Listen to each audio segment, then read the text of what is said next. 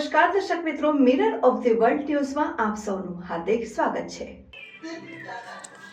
ઉનાળાની કાળઝાળ ગરમીને કારણે શાકભાજીના ભાવમાં છેલ્લા એક અઠવાડિયાથી વધારો। ઉનાળામાં લીંબુના ભાવ આસમાને, હાલમાં ₹160 થી ₹200 પ્રતિ કિલો।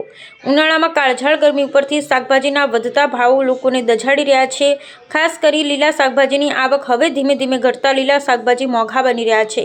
સાથે જ આગામી દિવસમાં દુર્લભ પણ બની જાય તો નવાઈ નહીં। હાલમાં સમગ્ર દેશમાં અને રાજ્યભરમાં ઉનાળાની કાળઝાળ ગરમી જોવા મળી રહી છે, જેની અસર મનુષ્ય, મૂંગા, પશુ પક્ષીઓ તમામ પર અસર કરી રહી છે।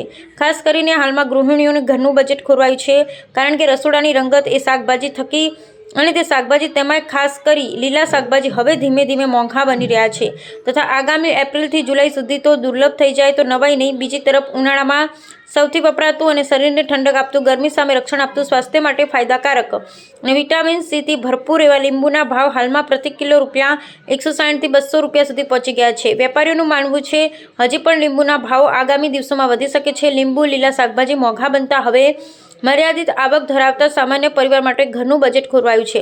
જોકે હજી પણ કેટલાક શાકભાજી જેમાં ડુંગળી, બટાકા, કોબીજ, ફુલાવર, રીંગણા, ટામેટાના ભાવ યથાવત રહ્યા છે।